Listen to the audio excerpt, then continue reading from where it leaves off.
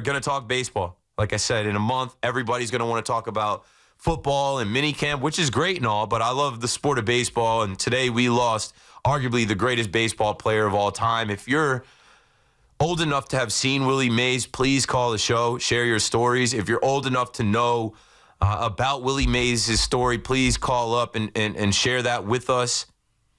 I'm nowhere near old enough to have seen Willie Mays play, but I did watch the Say Hey Willie Mays documentary on HBO, and I just understood who he was and what he had to do as a black man in America playing baseball and using that as his power, using that as his way to fight for change and fight for the rights that he deserved. And man, it just hurt today. That guy, and they're showing clips of him right now on SNY. I'm glad they're honoring him. I'm glad that the Mets did honor him while he was still alive. And, you know, that guy with 660 home runs, we'll go through his numbers and stats. There's so many people. Even Keith Hernandez spoke so well, and Gary Cohen as well during the broadcast tonight. You know, Keith Hernandez says the best baseball player I've ever seen, a five-tool player. Whenever you got to see him play, he was going to do something, hit a home run, steal a base, make a ridiculous play on defense. And, yeah, we lost a legend today. If you're a baseball fan, you understand. R.I.P. Willie Mays. This is Keith McPherson on the Fan. 888-808-1019. How you doing, Tom? Yo, what's up, Keith? You know, talking the talk.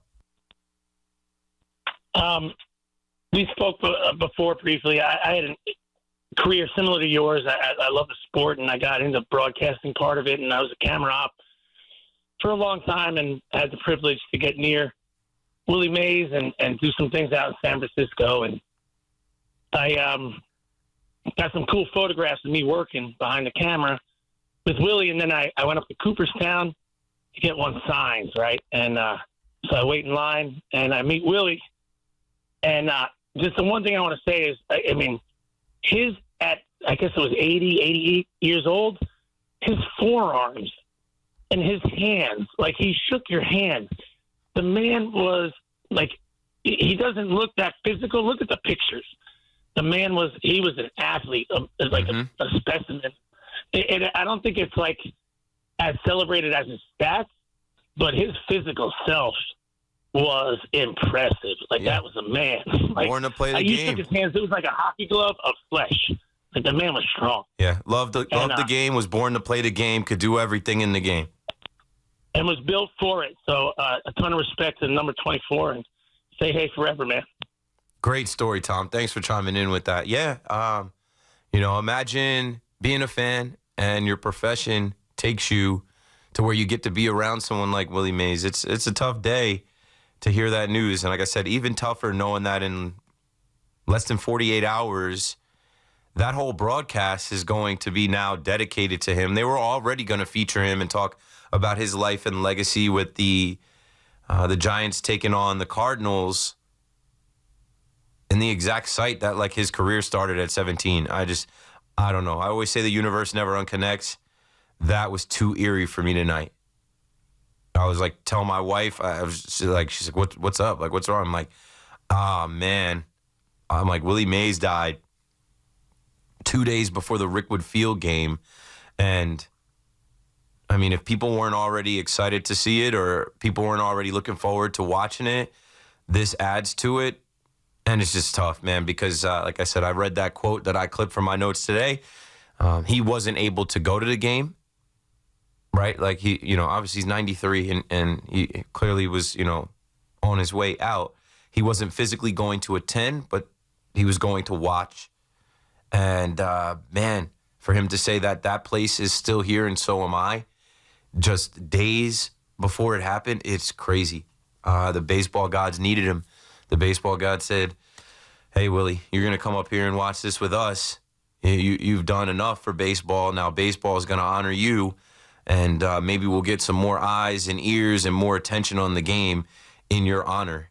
888-808-1019. Lou is in La Jolla, California. Lou, you're on the Fan in New York. Keith, we have tweeted many times. I'm the 73-year-old retired teacher. I'm the one who wrote yesterday I thought Soto should play first base. Mm-hmm. you remember me? I do. Welcome to the show. Oh, yeah. I had a call because I'm going to try not to cry. Willie Mays, I always dreaded this day. He was my first idol.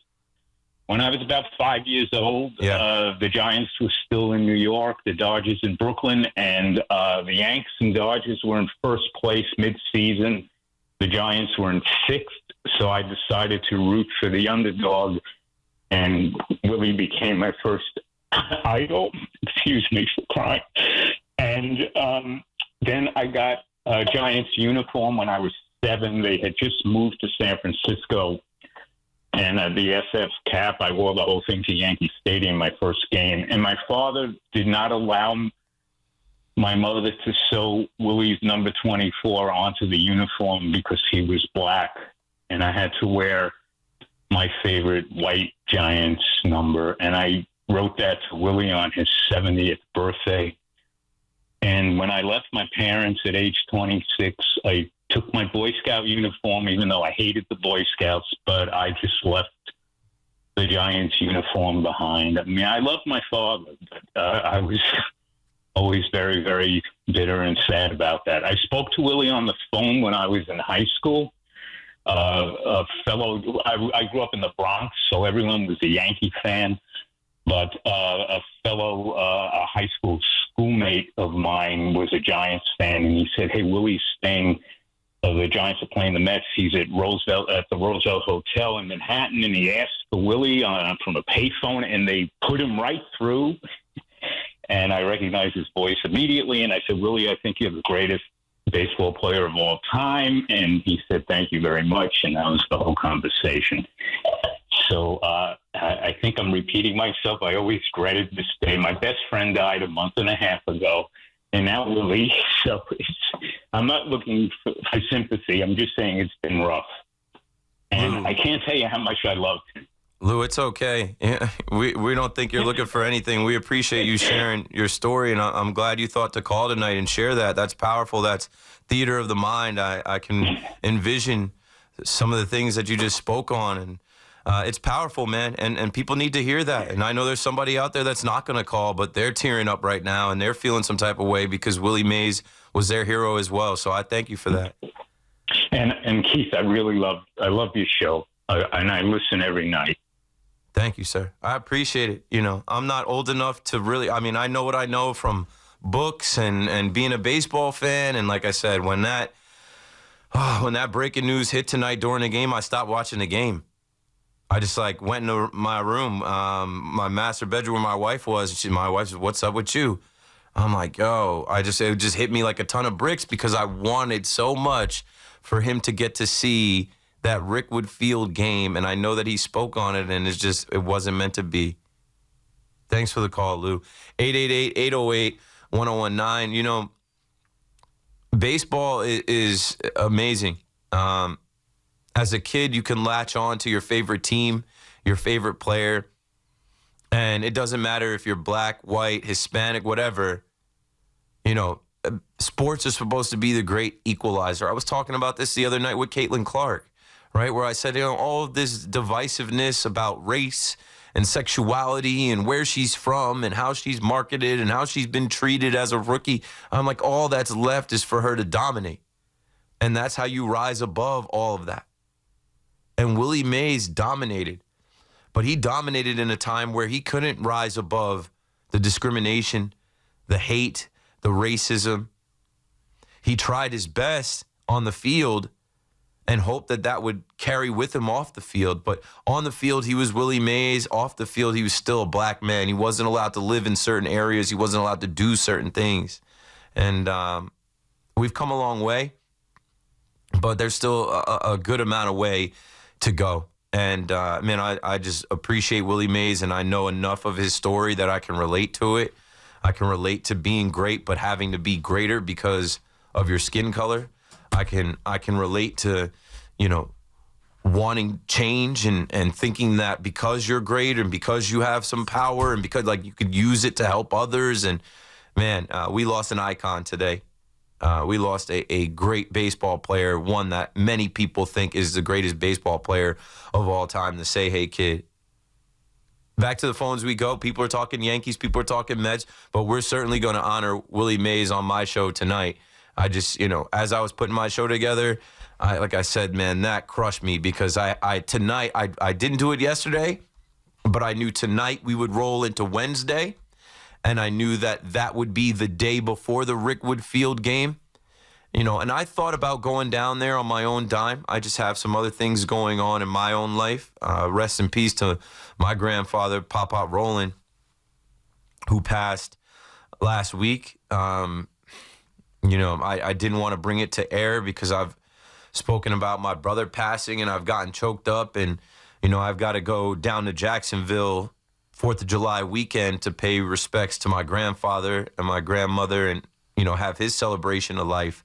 But, man, when this Willie Mays news came through the ticker today, it was a gut punch because, there's a celebration going on in Birmingham, Alabama. And, I mean, you might have heard me talk about the, Negro League records being implemented to Major League Baseball and me saying, that's cool. I guess it's good. But, like, that's not tangible. That's not, to me, something that I can say is going to create change or help anyone or do anything. I couldn't really put a finger on it. I couldn't really even put into words how I felt about it. I wasn't moved by it. I'm moved by this. And I know Major League Baseball is going to do a great job. If you haven't seen some of the pictures and some of the videos coming out from this actual Field of Dreams down there in Birmingham, Alabama, the Rickwood Field, they're going to do a celebrity softball game. I saw CeCe Sabathia post about it tomorrow. The captains are Barry Bonds. He's the captain of the Say Hayes, named after, obviously, Willie Mays. And then Derek Jeter is the captain of the Hammers, named after Hammer and Hank, who we lost last year. Two of the best ever, period. And, tomorrow they're going to be down there for Juneteenth and doing the celebrity softball game called the Fam Jam. And I don't know if it's going to be broadcast, but I'm sure there'll be clips on the internet for you to see. And it's just a celebration of baseball, specifically black baseball and the history of black baseball that was kind of whitewashed and not told. And now they're bringing it to the forefront, and it's a celebration. And I hope people really dive in and try and learn something and can enjoy that as well. 888-808-1019.